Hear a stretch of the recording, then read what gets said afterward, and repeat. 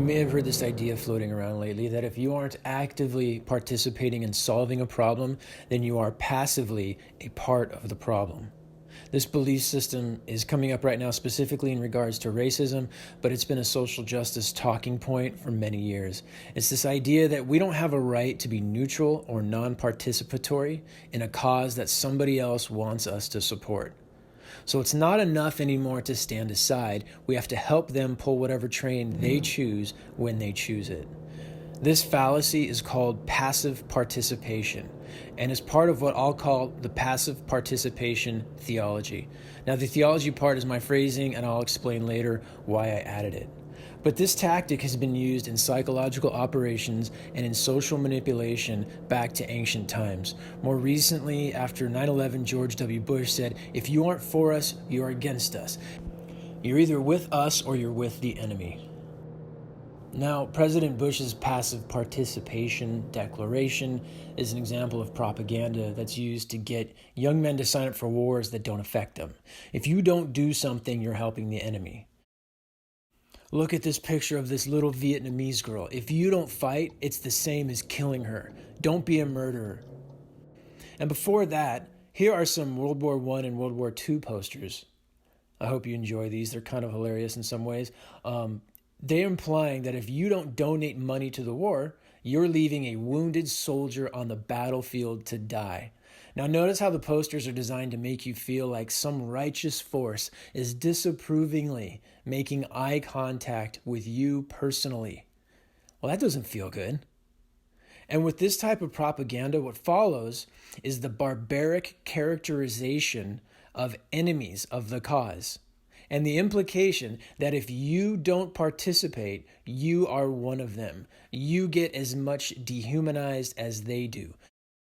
Now, like philosophies that view the world through the eyes of privilege or victimization, any passive participation movement will eventually eat its own tail by further and further alienating its own supporters until there's nothing left. It is more legalistic and more condemning than any religion or philosophy that has ever existed. It goes like this: while you are actively fighting racism, little girls are being sex trafficked across national borders. And now that means you're passively a child sex trafficker. And when you go to help them, you've forgotten about the million drunk drivers that are on the road that night. Where were you? Why weren't you policing the bars? Why didn't you go out there and stop them? Now you're passively killing people with vehicles on a daily basis. Obviously, the list of things that we would have to participate in order to deal with all the injustices of the world are endless. Maybe we can carve out time for one or two of these causes, but causes are like mates and jobs. Sometimes we think we can juggle a few at a time, but we end up applying ourselves with mediocrity to all of them, not reaching our potential in any of them. And when we view ourselves and those around us in this light, we resign ourselves to accepting that none of us will make it to a metaphorical heaven, that none of us are ever going to be okay. Our best efforts will only get us less tortured levels of hell.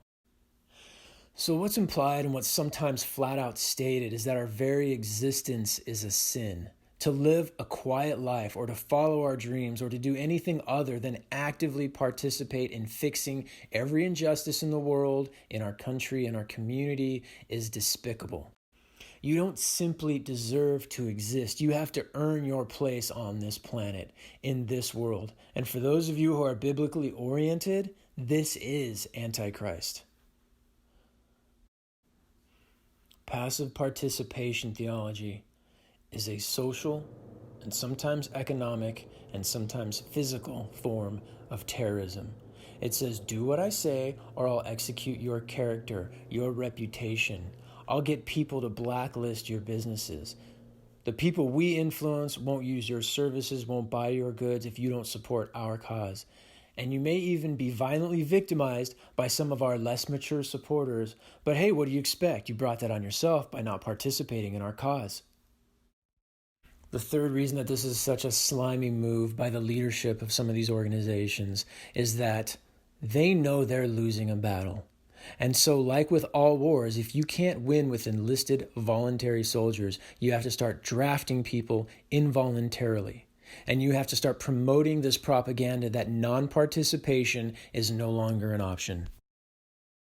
So if someone is a true believer in a movement that relies on passive participation theology, they're probably at the foot soldier level. That's because after a while, you either realize it's a fallacy and leave the movement, or you realize it's a fallacy but see the value of it as a tool of manipulation. If a person goes that course, they sell their souls, intentionally participating in the deception over weaker minds and climb the ranks of the organization. But these people feel more slimy than the new, honest believers. That's why entry-level foot soldiers are the best evangelists. They're more likely to recruit others because they still actually believe what they're saying, and they can accuse others of their passive participation with genuine conviction and maybe even a few tears. Now, with regard to this type of evangelism, attractive, intelligent young women are really useful in this way, but they aren't useful for very long. They have to get co-opted, educated, and activated before they age out and realize the logical conclusions of what they're promoting. It's a race against time, and their very intelligence that's being appropriated by the leadership will quickly wake them up. Now I want to share with you how I think passive participation theology is swimming in privilege.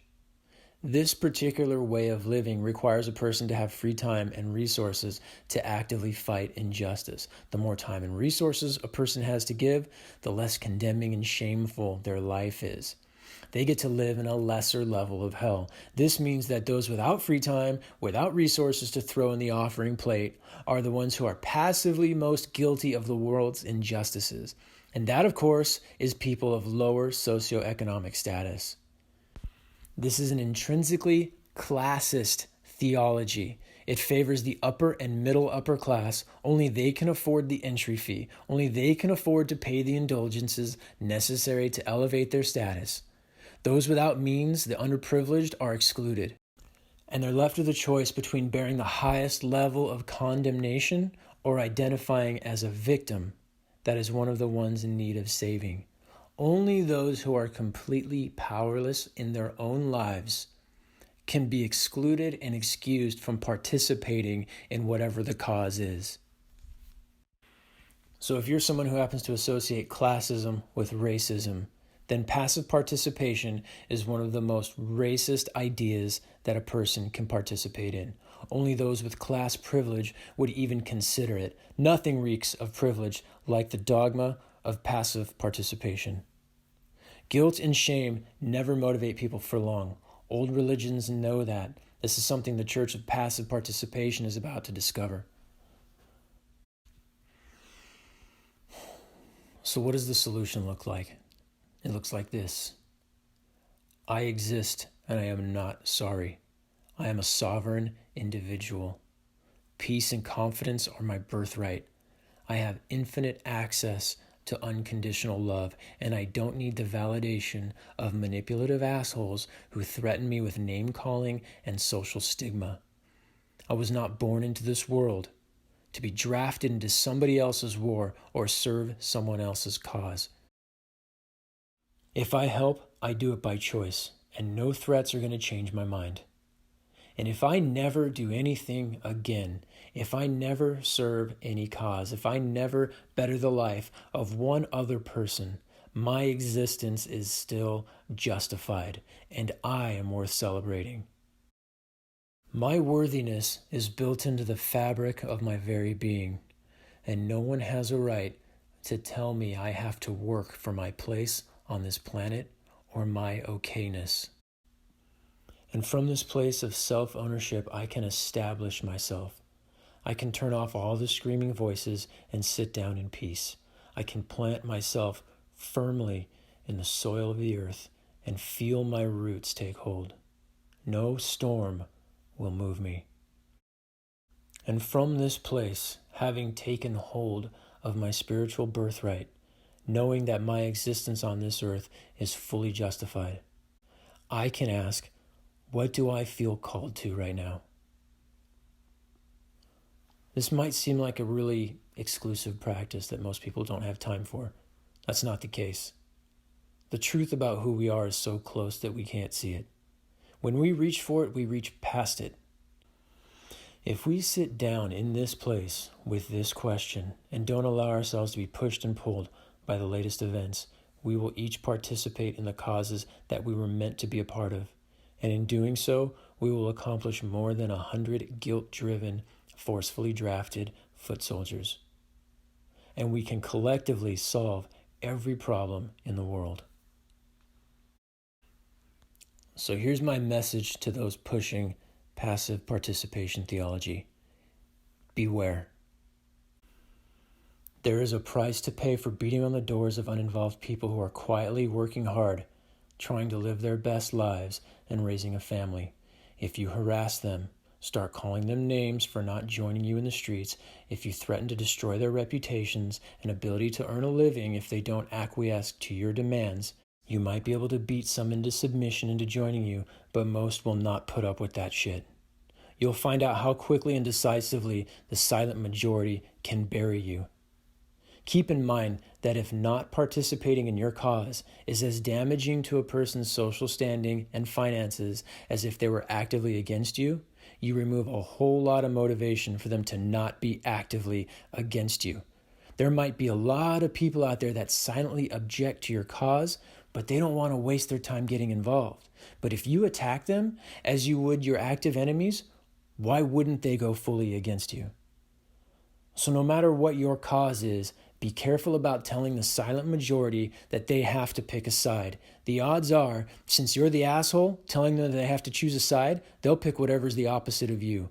And you will be triggering the weaponization of a lot of intelligent, educated, disciplined, capable, resourceful people on the behalf of your enemy. This is not a prison. You don't get to force people to join a gang.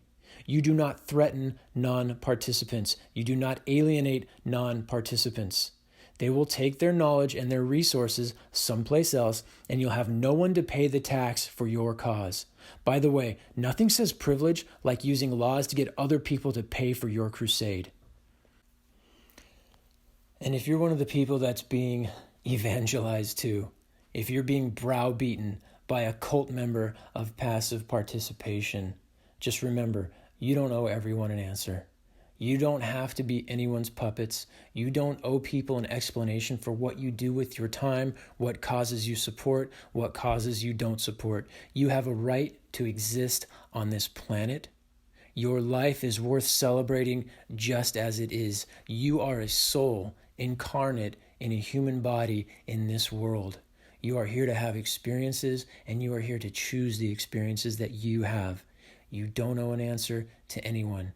This is up to you.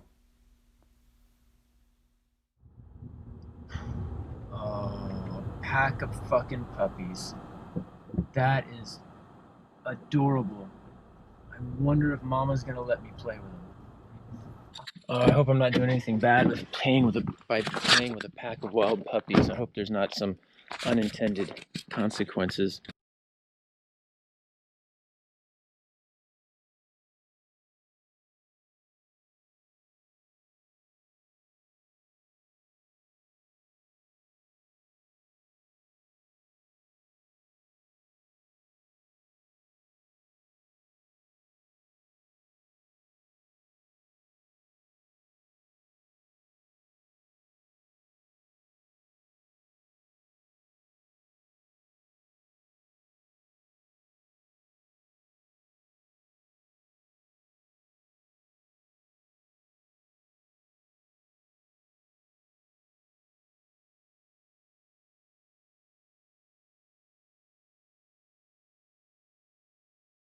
Pee break, I understand.